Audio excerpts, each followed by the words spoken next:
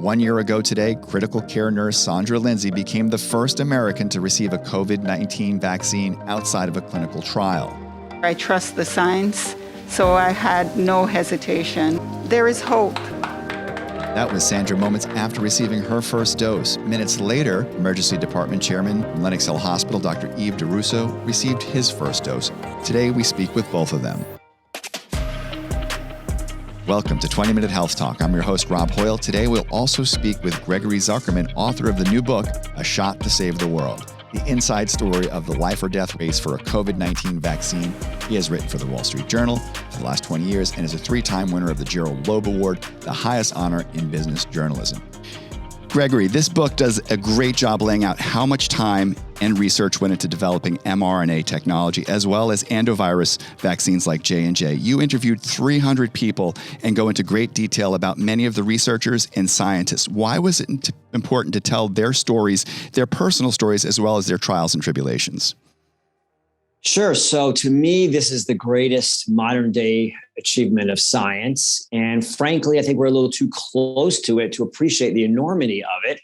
And I thought it was important that people understand the history, the drama that took place, and appreciate that it wasn't an overnight success. This was years, even decades in the making. In some ways, it's very, I think, reassuring for people. It wasn't something that was rushed in any way. These vaccine approaches were honed over years, literally. And there were a lot of stubborn scientists who ignored sort of conventional wisdom. They said, don't work on these approaches, mRNA and adenovirus approach. And I think when people get an understanding for the real story behind these vaccines, I think they appreciate them more. And in some ways, maybe they're reassured by that process too.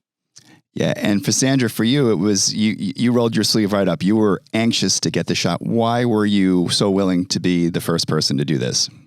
Well, I volunteered to be vaccinated, not knowing that I would be the first. But to Gregory's point, I did my research as well and, appreciated the fact that this wasn't brand new, came out of nowhere. It's been decades in the making. And so I think that I thought that it was important for me to protect myself because I entered the building every day in fear, courageous, but in fear. And to send a message to my staff that I wouldn't do anything that I wouldn't ask them to do, to set an example for my community and to protect my loved ones.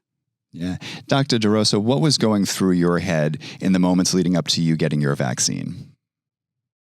I share a lot of the same sentiments that Sandra did. And I went through the same exact exercise of educating myself. I came across some podcasts of the scientists who eventually worked with Pfizer. I thought they had such an amazing immigrant story. I just found it very fascinating. And I share the same immigrant experience. And so, the biggest thing for me was to be a role model. Because I knew that on the back end, there would be a lot of hesitancy and there would be a big push for us to really get people to use this vaccine that was perceived as maybe newish, but knowing that it's not necessarily the truth. And also just having lived through it, on the front lines with my staff, with our nurses and doctors, I thought as a leader, I had almost an obligation to really say this is our first hope to really getting out of this misery. And for those various reasons, I was more than elated to be part of the first wave of vaccination. It's awesome. This was something that was broadcast on national television, probably around the world. Gregory, where were you at this moment and what was going through your mind? So I was rooting for the vaccine researchers, and I was appreciative of the volunteers. You guys are really courageous. You're heroes, as were so many people along the way. There's a courageous scientist I write about in China who shared the sequence. Maybe there were all kinds of reasons not to share the sequence of this virus. And he did anyway, and it allowed us to develop these vaccines. There were scientists deep in laboratories I write about all over the country, all over the world even, who are making progress for years on approaches. And people told them not to. They were resilient, they were persistent, they were stubborn, and they kept at it. And we owe a lot of gratitude to them. And then last year, the urgency, the people that I talked to within Moderna, within BioNTech, Pfizer, all the companies, the government researchers as well, the academic researchers, they were focused. They were all in on trying to get us vaccines that were effective and protective and roll them out as quickly as possible. So my story is about their heroism. And there was a lot of more drama than I had expected. You write in the book that this is arguably one of the proudest moments in humankind. You did so much research for this book. What do you say to the skeptics? So to me, and I've given a lot of speeches and such, there are two types of skeptics. There are people that say Bill Gates implanted a chip in our brains, and you're never really going to rationalize with those kinds of people. But there are other people that say to me, well, Greg, didn't I read in your book that the average vaccine takes 10 years and the fastest one until 2020 was 4 years? That was mumps. And here you are telling me in your book, Greg, that in 330 days from the time the sequence was released until the first authorization of a vaccine, that's all it took for these COVID vaccines.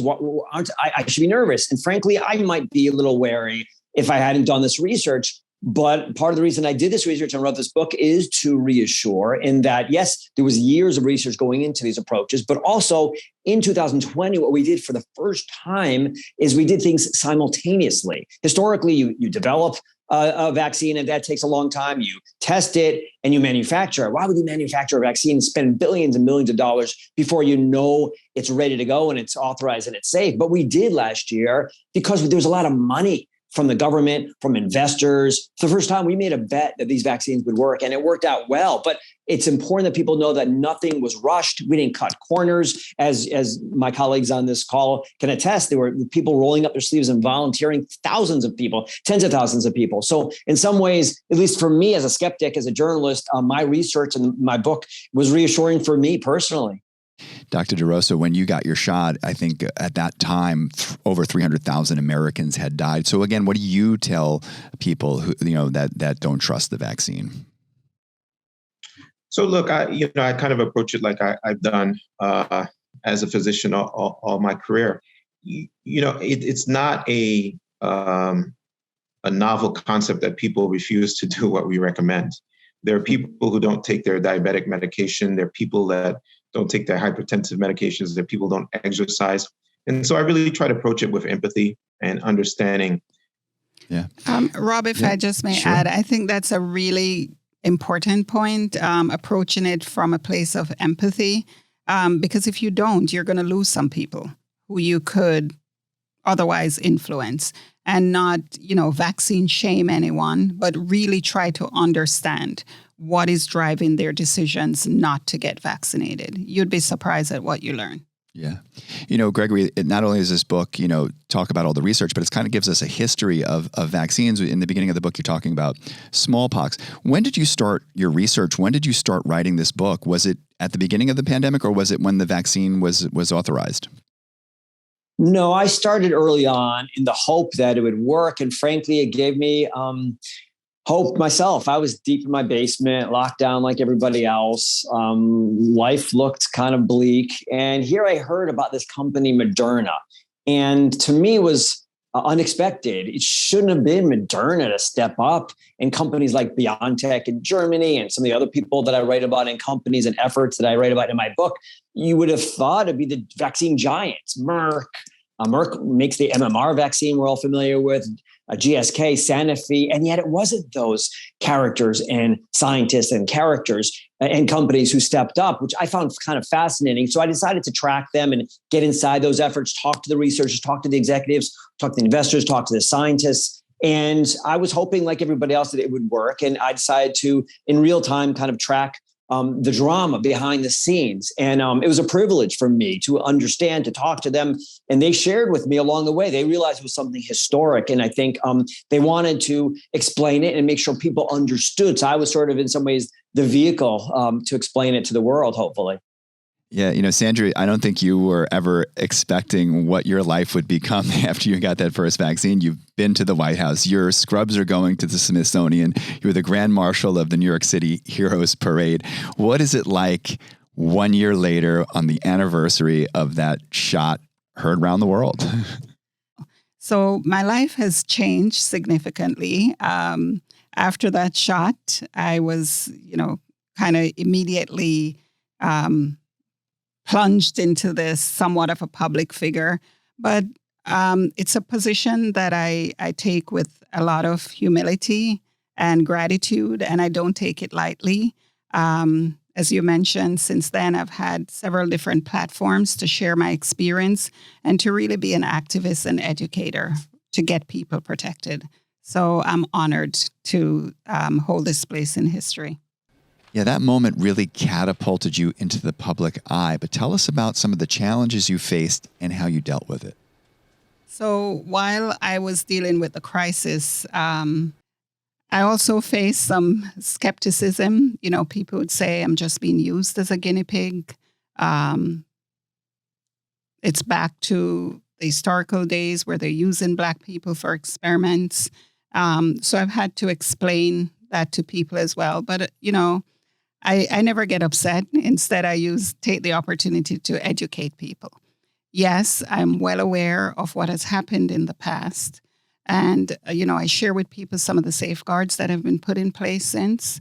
And, the question then is that I ask, when do we start this healing process? When do we start trusting again? Dr. Duroseau, I'm just curious, have you faced any of that, blowback, like what I mentioned? Oh, absolutely. But I think I have the same DNA as you do. It's okay. And fundamentally, at the end of the day, I would do this 100 times over. I knew I did the right thing. I knew it wasn't based on. I knew it was based on science, and